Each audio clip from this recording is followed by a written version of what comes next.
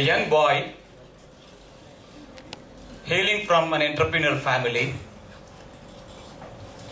spent early years immersed in the world of business, relishing the experience, enjoying the rewards from the contribution, supporting his father in business. One particular day, he accompanied his father, interacted a manager in the factory as a part of contract negotiation, changed his perspective.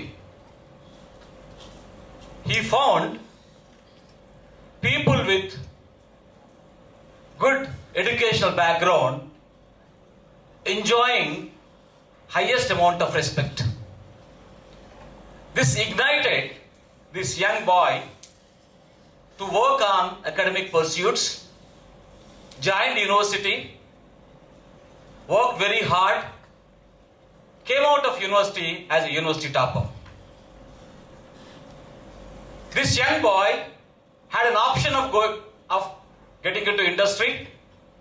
He can even go abroad, but all the time he believed that nation is built in a classroom, decided to choose academic as his career. He has decided to develop the young minds as a faculty working in a management institution. He was teaching, mentoring, advising, writing, enjoying every part of the academic journey. In the process, he has become an editor of a magazine. He pursued his doctoral research, and he had the passion of helping students to become employable. In the process, this young boy interacted with people coming from industry, particularly the HR professionals. One particular day, this young boy was exposed to the reality. An HR expert said, whatever you are teaching in the classroom is not aligned with what we are expecting in the industry. This boy was under the impression that he is teaching everything in the classroom and helping the new generation to grow and become employable and become even better in their life. This ignited this young boy to rethink about his career options. He wanted to understand what is really happening in the industry, what kind of dynamics are happening, so that he can make a meaningful contribution to society. This young boy considered to get into corporate world. He has considered, but there are some kind of a self-doubt. Somebody said, you are a faculty, you are a teacher, can you really move to the corporate jungle? Do you have the requisite skills? Are they transferable or not? And somebody made a very interesting comment stating that teachers cannot get into corporate. Somebody even further said, classroom man cannot become a boardroom person. And that made this boy to rethink what is really happening.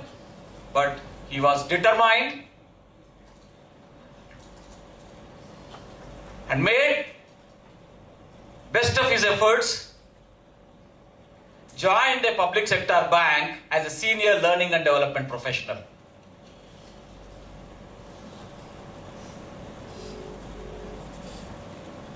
Then, still he was enjoying wonderful performance appraisals, very good ratings, teaching to the very senior professionals.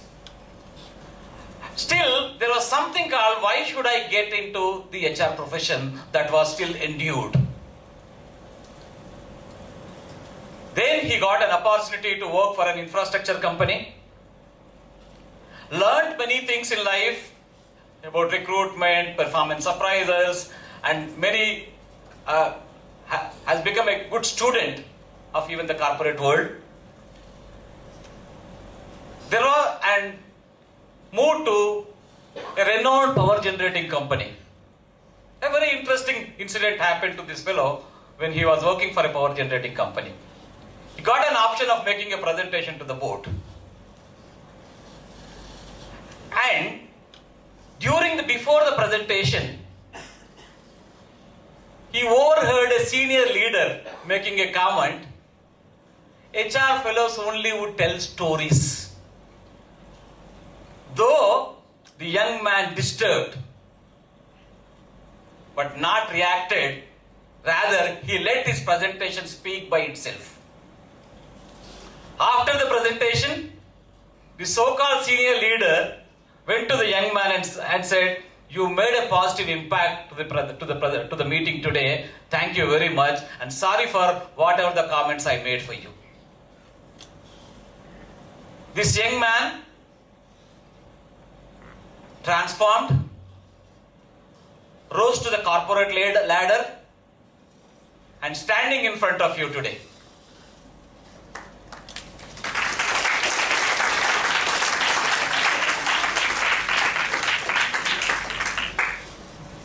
People say that you are not cut out for this. People also say a businessman's son cannot become an academician. Whenever we have these kind of challenge, these kind of self-limiting beliefs, we need to be very, very cautious. We should overcome our own self-limiting beliefs by believing in ourselves. Though I'm sharing you this successful story, but this is not free from the challenges. In the process of coming here, I've experienced certain challenges,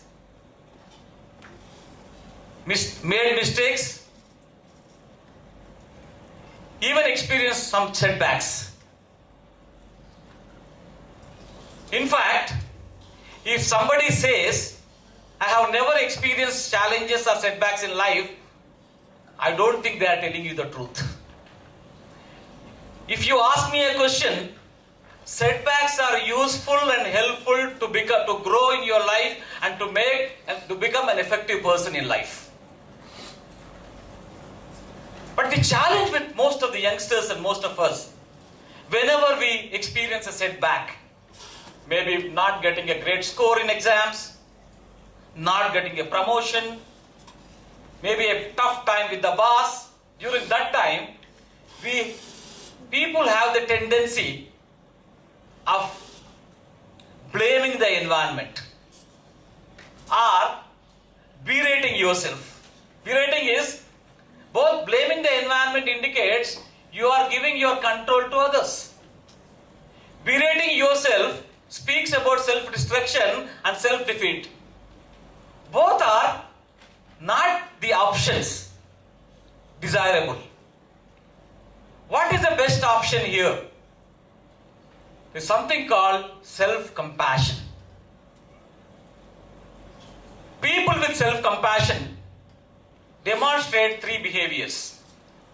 One is, they are the people, they do not make any judgment about failures or success. Number two is, they are the people, they respect themselves. They are kind to themselves. Number three is, they maintain balance when it comes to the emotions. Research says people with self-compassion are optimistic, very authentic in building relationships. They develop something called a growth mindset. They are also self-motivated. The transition that I made today, by breaking the barriers, adopting something called a growth mindset, which is critical, and if you believe in self-compassion, practice self-compassion, probably we may also develop the growth mindset. You may ask a question, what is this all about? The self-compassion is all about. Can that be learned?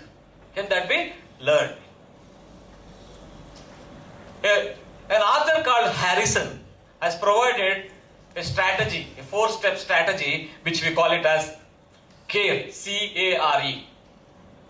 C stands for catch the instance. For instance, I have not written this examination properly. I should not have made this comment. I would have done better job than what I am doing. When you identify the critical instance, what happens is you can also understand the associated feelings along with the critical instance.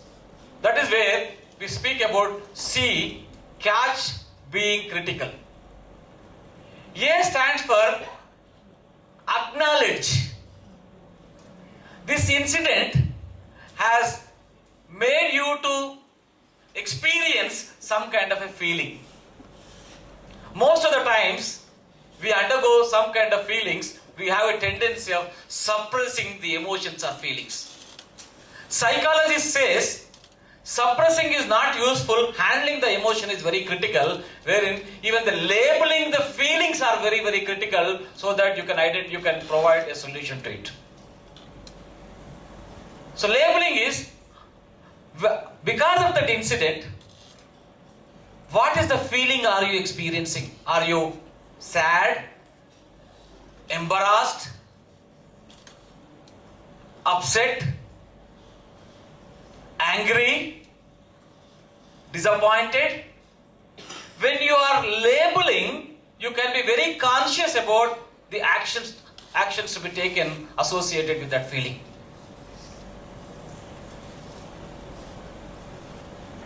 R stands for respond to your compassion, request for your compassion.